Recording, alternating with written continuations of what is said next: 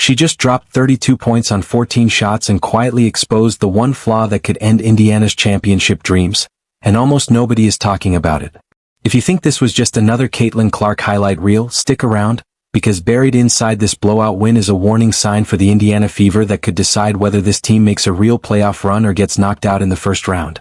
By the end of this video you'll understand exactly what happened, and why it matters more than the final score. What's up, everybody? Welcome back to WNBA Analysis, the channel where we break down every big performance, every hidden stat, and every storyline the box score doesn't tell you. If you're new here, you're in the right place. Let's get into it. 32 points. 4 3-pointers on 7 attempts. 7 assists. And a perfect 10 for 10 from the free throw line. Caitlin Clark was absolutely cooking tonight, and this wasn't just another good game from her. This was a full masterclass in offensive dominance. Defenders were scrambling, the crowd was roaring, and by the second half, you could see the entire arena trying to figure out how you're even supposed to guard someone playing at this level. At one point in this game, Clark basically had to put the entire team on her back. Possession after possession, she was creating something out of nothing. Pulling up from 30 feet, splitting screens, floating in runners over outstretched arms. It genuinely looked like the offense had disappeared around her, and she just decided, fine, I'll do it myself. Watch that one sequence again if you caught the clip. The between-the-legs dribble into a floater with absolutely silky touch. That's not luck. That's not even just skill anymore. That's a player who has reached a level of comfort and confidence where she isn't just beating defenders, she's toying with them. The step-back 3. The way she navigates a screen like it's choreographed. Every movement calculated. Every shot falling. And pay attention to the details in the background of these clips. The crowd reactions, the body language of the defenders. There's a moment where 2 Seattle defenders literally stop and look at each other, trying to figure out who's even supposed to be guarding her. That's not a random defensive breakdown. That's what happens when a player elevates her game to a level the opposing team simply was not prepared for. But here's what makes this performance even more fascinating. While Clark was putting up video game numbers, the Indiana Fever's offense revealed something critical. Something that could determine whether this team makes real noise in the playoffs, or falls apart when it matters most. Because the moment one specific player left the floor, everything changed. Let's talk about how absurd Clark's efficiency actually was. 32 points on just 14 field goal attempts. That is elite-level scoring efficiency. She got to the free throw line 10 times and made every single one. That's not just shooting touch. That's understanding exactly how to attack a defender in a way that forces the officials to blow the whistle. Look at the shot distribution. 7 3-point attempts, 7 makes from inside the arc, and 10 free throws. She wasn't just camping behind the 3-point line. She wasn't just recklessly attacking the rim either. She was mixing up her attack, keeping the defense honest, forcing them to respect every single part of her game. When she comes off a screen, the defender genuinely does not know if she's pulling up from 30 feet or attacking downhill. That unpredictability is exactly what makes her impossible to guard. And the 7 assists tell their own story. Clark wasn't hunting for stats tonight. She was making the right read over and over. When Mitchell got hot in the fourth quarter, Clark found her. When Boston had good post position early, Clark fed her. That's elite basketball IQ on display, reading the defense in real time and consistently making the decision that gives her team the best possible outcome. Now let's give credit where it's due, because Kelsey Mitchell was an absolute problem tonight.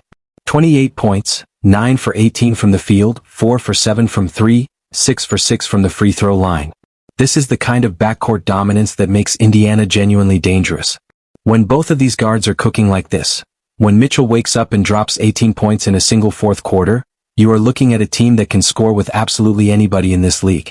That step-back 3 Mitchell hit, the hesitation move that froze her defender completely, this wasn't just complimentary scoring off of Clark's gravity.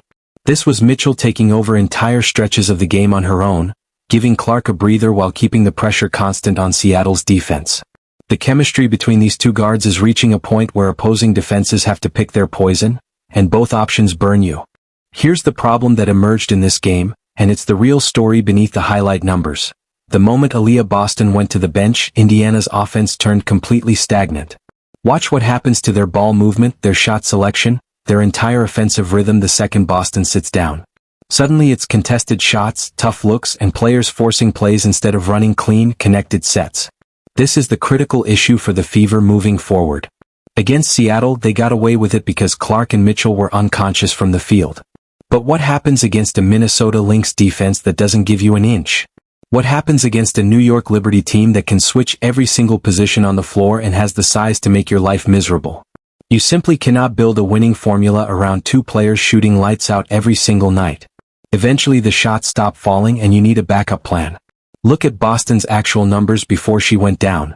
11 points, 4 for 7 from the field. She was on pace for a monster game, something closer to 14 points and 11 rebounds, with complete control of the paint. The second she left, Indiana started giving up second-chance opportunities left and right, finishing the night out-rebounded 16-6 on the offensive glass. That is not a coincidence. Boston's presence on both ends of the floor creates space, creates rhythm, and creates the structural foundation that allows Clark and Mitchell to operate freely. Without her anchoring things, the offense becomes isolation-heavy, the defense loses its rebounder, and against elite teams, that gap is the difference between winning and losing a playoff series. A few other performances worth mentioning. Hannah Allen chipped in 5 points on efficient shooting with 4 boards and an assist. Quiet, solid work. Off the bench, another young player added 4 points on 2 for 3 shooting, 4 rebounds and a block. The kind of two-way effort that doesn't always show up in the headlines but matters in the flow of a game. Then there's SOPHIE Cunningham, and her split stat line tells its own story. 11 points in the first half alone, 3 for 4 from three-point range, riding a wave of clean ball movement and open catch-and-shoot looks. Then the entire second half, 0 shot attempts. 0. That's not a player suddenly going cold. That's an offensive system breaking down in real time, failing to generate the same open looks that fueled her hot start. Let's talk about something that doesn't show up cleanly in the stat sheet but matters enormously: shot selection and offensive flow. Indiana shot 52% from the field and an outstanding 54% from three-point range as a team tonight. Those are elite, video game-level shooting numbers. But watch how many of those shots were actually contested. How many required incredible individual finishes rather than clean, generated looks. How much of tonight's win came down to sheer individual brilliance rather than system. Against Seattle, Clark and Mitchell bailed the offense out completely. Against a better, more disciplined defensive team, that same shot profile is a loss waiting to happen. There's also a coaching wrinkle worth pointing out. Indiana left their top perimeter defender locked onto a Seattle guard who finished 0 for 6 from 3 the entire night, while a different Seattle player was allowed to erupt for 33 points relatively unchecked. That's the kind of assignment that looks minor in a 26-point win, but reveals real questions about in-game adjustments, reading what's actually working on the floor rather than sticking rigidly to a game plan drawn up before tip-off. Indiana won by 26 tonight, so it didn't cost them. In a tight playoff game, decisions exactly like that one become the entire margin between winning and going home. So where does this actually leave the Fever heading into the most important stretch of their season? They've got the star power.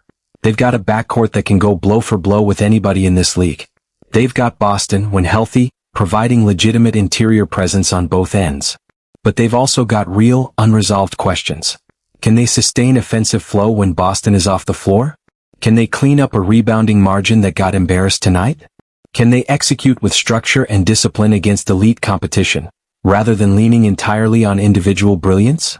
This 32-point masterpiece from Clark shows you the ceiling. When she's operating at this level, when Mitchell is matching her shot for shot, when the threes are falling at a 54% clip, Indiana can beat literally anybody in this league on a given night. But the real question is the floor.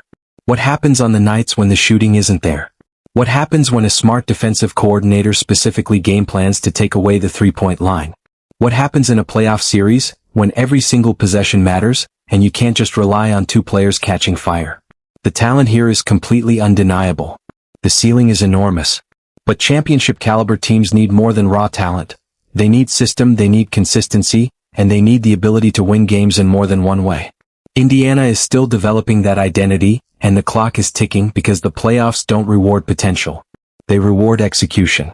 And right now, Indiana's execution is elite when their stars are hot, and genuinely shaky when they're not. So enjoy this performance. Appreciate what Clark just did. Recognize how special Mitchell's fourth-quarter takeover really was. But also understand this clearly: for Indiana to reach their ultimate goal, they have to solve the exact problems this game exposed. The offensive stagnation without Boston on the floor, the rebounding issues, the shot selection that's more individual heroics than system. These aren't small concerns. These are the difference between an early playoff exit and a genuine championship run. Honestly, if you made it this far with us, that means something. It means you actually care about this game the way we do, not just the highlights but the real story underneath them. This channel only exists because people like you keep showing up, breaking down every possession with us, game after game. So if this video gave you even one new way of looking at tonight's performance, do me a personal favor and hit that subscribe button. It genuinely helps this channel keep going. It helps us keep bringing you this kind of deep, honest analysis instead of just clickbait highlights, and it means the world to us as a small team trying to grow this community the right way. Drop a comment and tell me, can Indiana fix these issues before the playoffs, or are they too dependent on Clark and Mitchell's individual brilliance? I read every single one of them. This has been WNBA Analysis. Thank you for watching and I'll see you in the next one.